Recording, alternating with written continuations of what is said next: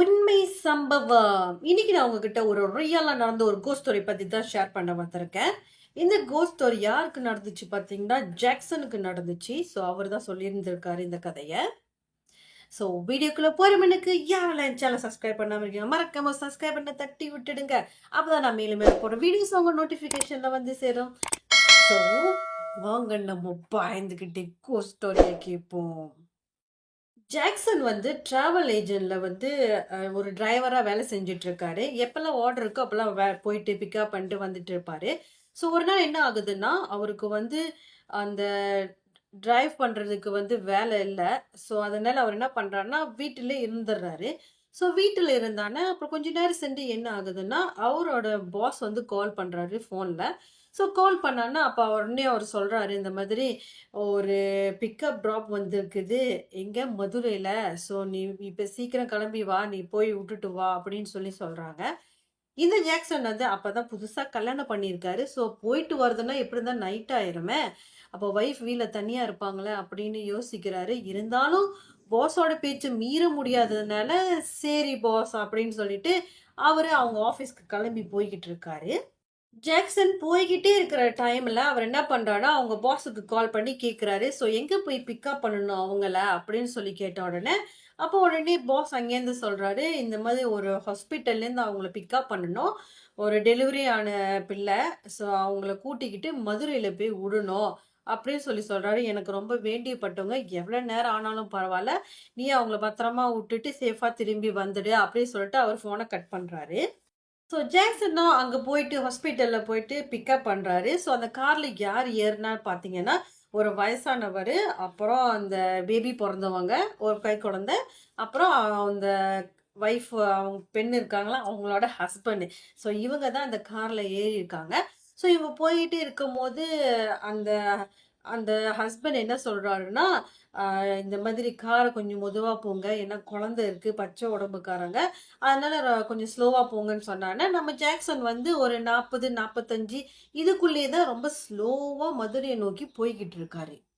So அது மட்டும் இல்லாம, இவங்க வந்து போற வழியிலே கொஞ்ச நேரத்துல கார ஸ்டாப் பண்ணிட்டு, அந்த குழந்தைக்கு காத்து வர்ற மாதிரியெல்லாம் வச்சுன்ட்டு, இந்த மாதிரி ரொம்ப ஸ்லோவாவே தான் போயிருக்காங்க. ஸோ இவங்க மதுரைய என்டர் பண்றதுக்குள்ளேயே மணி வந்து நள்ளிரவு மணி 12 ஆயிருச்சு.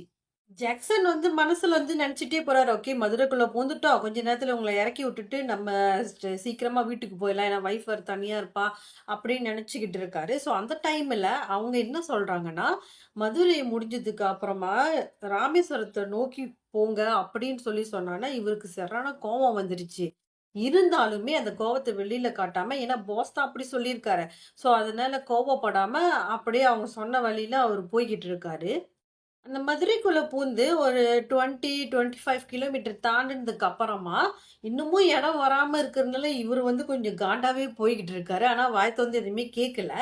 ஸோ அங்க போய்க்கிட்டே இருந்து, அப்புறமா தான் அவங்க வந்து சொல்றாங்க, "ஸோ ரைட் எடுத்து அந்த கிராம பாதை மாதிரி போதுல்ல, அதுக்குள்ள பூருங்க" அப்படின்னு சொல்லி சொன்னோனே, சரின்ட்டுன்னு நம்ம ஜாக்சனும் பூடுறாரு. ஸோ பூந்துட்டு அதுக்குள்ளவே ஒரு 10 கிலோமீட்டர் வந்து அந்த பாதை போய்க்கிட்டே இருக்குது.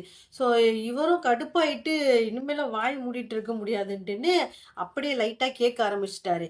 "எங்க தான் உங்க வீடு இருக்குது? இன்னமும் போய்க்கிட்டு இருக்குமே?" அப்படின்னு சொல்லி கேட்ட உடனே, அப்புறமா தான் அந்த பின்னாடி உட்காந்துருக்குன்னு சொல்றாங்க. "இன்னும் ஒரு 5 கிலோமீட்டர் தான், அந்த கிட்ட வந்துட்டோம். இன்னும் கொஞ்ச நேரம் தான்" அப்படின்னு சொல்லி சொல்றாங்க.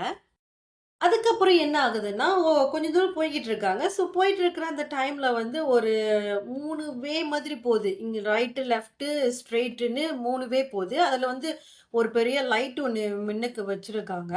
ஸோ அந்த இடத்துல வந்து ஒரு 3 மோட்டார் பைக்கு, அதுல ஒரு 5 ஆம்பளைங்க இருக்காங்க. அப்ப உடனே இவங்க பின்னாடி உட்காந்துருக்க அந்த பையனுங்க இருக்கானுங்களா, அவனுங்க வந்து அந்த கார வந்து ஸ்டாப் பண்றாங்க. ஸோ ஸ்டாப் பண்ணோனே ஸோ நம்மளோட ஜக்சனுக்கு வந்து டவுட் வந்துச்சு. ஐயோ! எதுக்கு நிப்பாட்டணும்? அந்த மாரி ஆனோனே, அப்ப பின்னாடி உட்காந்துருக்கிறவங்க என்ன சொல்றாங்கன்னா, அவங்க நமக்கு தெரிஞ்சவங்க தான். நீங்க கார கொஞ்சம் ஓரமா நிப்பாட்டுங்க அப்படின்னு சொன்னோனே, இவரும் நிப்பாட்டுறாரு. நிப்பாட்டுனோனே அவனுங்க வந்து வேகமா வந்துட்டு பின்னாடி டோர தொறந்து அந்த குழந்தைய அப்படியே நல்லா பார்த்து கொஞ்சிட்டு, சரி கிராமத்துக்கு போங்க அப்படின்னு சொல்லி அனுப்பி வைக்கிறாங்க. அப்ப இவருக்கும் ஒரு டவுட் வருது. யா எதுக்கு இவனுங்க வந்து இப்படி ரோட்ல நின்னு பார்க்கணும்? நேரா அவங்க வீட்ல போய் பார்த்துக்கலாமே அப்படின்னு அதுக்கப்புறம் அவர் என்ன யோசிச்சிருக்காருன்னா, நமக்கு எதுக்குப்பா வம்பு அப்படின்ட்டுன்னு, சரி கிளம்புவோம் அப்படின்னு சொல்லிட்டு கார மூவ் பண்றாரு. அந்த கார மூவ் பண்ற முன்னுக்கு அந்த 3 பைக்ல வந்திருந்தாங்களா, அவங்க என்ன சொல்றாங்கன்னா, "இந்த காருக்கு முன்னுக்கு ஒரு பைக் போட்டோம். இதுக்கு பின்னாடி நாங்க 2 பைக்ல வரோம். ஸோ பின்னாடி 4 பேர் வரோம். முன்னுக்கு ஒரு ஆளு போகட்டும். நீ நடுவுல வாப்பா" அப்படின்னு சொல்றாங்க. அப்ப இவருக்கு ஒண்ணும் புரியல. ஏன் இப்படி சொல்றாங்க அப்படின்னு. ஸோ அதுக்கப்புறம் இவரு முன்னுக்கு ஒரு மோட்டார் பைக் போகுது. பின்னாடி 2 மோட்டார் பைக் இவரு நடுவுல போயிட்டே இருக்காரு. ஸோ அங்கிட்டு வந்து ஒரு இன்னும் கொஞ்சம் தூரம் போனோனே ஒரு 10 குடிசைகள் எல்லாம் இருக்குது. ஸோ அந்த இடத்துல உடனே அவங்க சொல்றாங்க, "ஸோ இங்க தான் வீடு. ஸோ இங்க இறக்கி விடுங்க" அப்படின்னு சொன்னோனே, இவரு நினைக்கிறார், "அப்பாடா வந்தாச்சு. இவங்கள இறக்கி விட்டு நம்ம சீக்கிரம் போயிரலாம்" அப்படின்ட்டுன்னு. இவரு ஏன் பறக்க பறக்க இருக்காருன்னா, இவரு வந்து ஆல்ரெடி அவங்க ஒய்ஃப் கிட்ட சொல்லியிருக்காரு. "நைட் எத்தன மணியா இருந்தாலும் நான் வந்துடுவேன்" அப்படின்னு சொன்னனால தான் இவரு வந்து இப்ப பறந்துகிட்டு இருக்காரு. ஸோ அவங்கள இறக்கி விடுறாரு இப்ப. அதுக்கப்புறம் ஒரு வழியா இவரு கிளம்புறேங்க அப்படின்னு சொல்லிட்டு கிளம்பலான்னு மூவ் பண்ணும்போது, அப்ப அங்க இருக்கிறவங்க என்ன சொல்றாங்கன்னா, நீ இப்ப கிளம்புறது சரியா வராதுப்பா. நீ இங்க தங்கிட்டு நீ நாளைக்கு காலையில கிளம்பி போ" அப்படின்னு சொன்னானா, அப்ப இவருக்கு வந்து ஒரு மாதிரியா இருக்கு. என்னடா இது திடீர்னு இப்படி சொல்றாங்களேன்ட்டுன்னு, அப்ப அவரு சொல்றாரு, "இல்ல நீங்க பயப்படாதீங்க. நான் வந்து எனக்கு வந்து நெறைய எக்ஸ்பீரியன்ஸ் இருக்கு. நான் நெறைய இடத்துல ஓட்டிலாம் இருந்திருக்கேன். ஸோ அதனால எந்த பிரச்சனையும் இல்ல."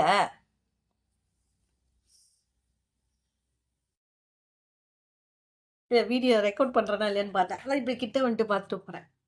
ஆ வாங்க நம்ம கதைக்குள்ள போவோம். அப்போ உடனே அவரு சொல்றாரு, "இல்ல எனக்கு நெறைய எக்ஸ்பீரியன்ஸ் இருக்கு. நானு பார்த்து போய்ப்பேன்" அப்படின்னு சொன்னானா, அப்ப இவரு இந்த ஊர்ல உள்ளவங்க அவங்க இந்த மோட்டார் பைக்ல வந்தானுங்கள, அவங்க என்ன சொல்றாங்கன்னா, நாங்களே இந்த ஊர்ல நைட் டைம்ல வந்து தனியாலாம் போக மாட்டோம். வேணாம் உன் நல்லதுக்கு தான் சொல்றோம். வேணாம்ப்பா" அப்படின்னு சொன்னானே, ஆனா அவருக்கு வந்து அங்க இருக்கிறதுக்கு விருப்பமே இல்ல. அப்படி இப்படி சொல்றாரு. "இல்ல நான் போயிர்றேன். நான் பார்த்துக்கிறேன். ஒண்ணும் பிரச்சனை இல்ல" அப்படி இப்படி சொன்னானே, அப்போ உடனே அவங்க என்ன சொல்றாங்களா, "சரிப்பா, நீ இங்கேருந்து மெயின் ரோட்டுக்கு போறதுக்குள்ள இந்த 15 கிலோமீட்டர் இருக்கு பாத்தியா? இந்த 15 கிலோமீட்டர்லயும் நீ ஜாக்கிரதையா போ.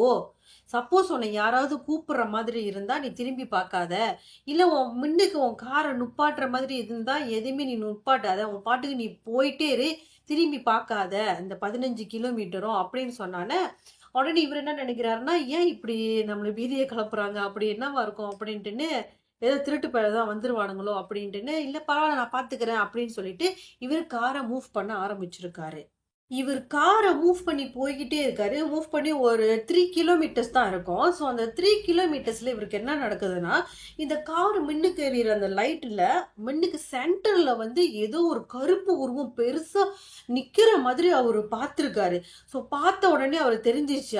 அவர் வந்து இதுவரைக்கும் இந்த மாதிரி வித்தியாசமா பார்த்ததே கிடையாதாம். இதான் வாட்டி அவர் பார்க்குறாரு. உடனே அவர் என்ன பண்ணிட்டாருன்னா, இதுக்கு மேல நம்ம நுப்பாட்டணும், இது நம்மள அடிச்சு போட்டுரும்டா அப்படின்ட்டுன்னு கார நுப்பாட்டாம வேகமா அது மேல ஏத்திட்டே போயிட்டாராம். ஸோ போனோனே ஒரு 50 கிலோமீட்டர்ஸ் தான் போயிருப்பாரு. லைட்டா கொஞ்சம் தான் மூவ் பண்ணியிருப்பாரு.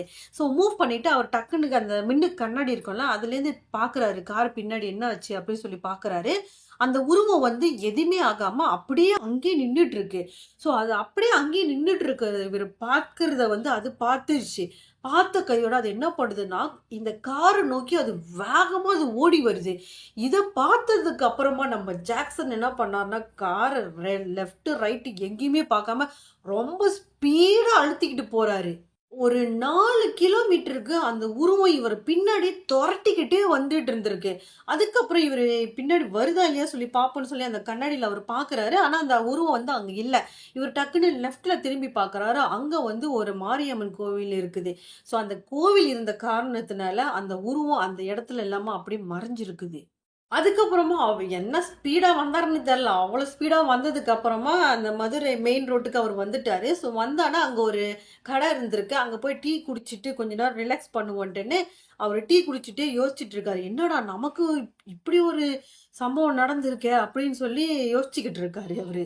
அதுக்கப்புறம் ஒரு வழியா இவரு வந்து விடிய காலையில ஒரு 6 மணி போல அவர் வீடு வந்து சேர்ந்துட்டாரு. ஸோ அவரு வீட்டுக்கு வந்ததுக்கு அப்புறமா அவர் என்ன பண்ணியிருக்காருன்னா, அந்த பிக்கப் பண்ணாங்கல்ல, அவங்களோட ஃபோன் நம்பர் வந்து இவரு ஆல்ரெடி வச்சிருந்திருக்காரு. அப்ப உடனே அவரு அந்த பச்சை குழந்தை இருந்துச்சு, அவங்க அப்பாக்கு கால் பண்ணி நடந்த விஷயத்த எல்லாத்தையுமே சொல்லியிருக்காரு. சொன்னதுக்கு அப்புறமா உடனே அவரு சொல்றாரு, "நான் தான் உன்ட்ட சொன்னேனப்பா, நீ தான் கேட்காம போயிட்ட. இது வந்து எங்களுக்கு எப்போதும் அடிக்கடி நடக்கும். அதனால தான் பயந்துகிட்டு வர்ற பாதையிலேயே வந்து மோட்டோ பைக்ல இந்த மாரி ஃபாலோ பண்ணி வந்தாங்க" அப்படின்னு சொல்லி அவரு சொல்றாரு. அதுக்கப்புறம் அவரு என்ன சொல்றாருன்னா, அது ஃபாலோ பண்ணி வந்தது வந்து, அது ஒரு முனி அப்படின்னு சொல்லி சொல்றாரு. முனினா நம்ம நினைப்போம் கடவுள் தானே அப்படின்ட்டுன்னு. முனியிலே வந்து 2 விதம் இருக்குது. முனீஸ்வரர் ஒண்ணு வந்து முனீஸ்வரர் சொல்ற அந்த சாமிக்கு ஈக்குவலா இருக்கிற சில கேட்டகரிகளும் இருக்குது.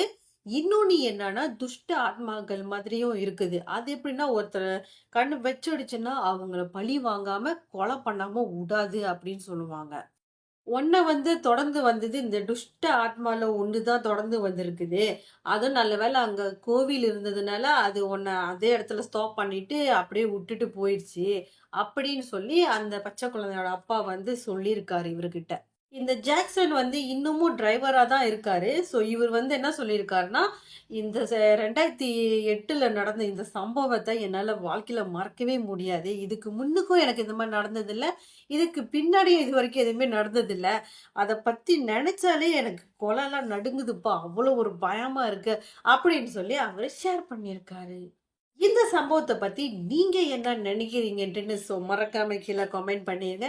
நீங்க இந்த மாதிரி முனிய பார்த்திருக்கீங்களா?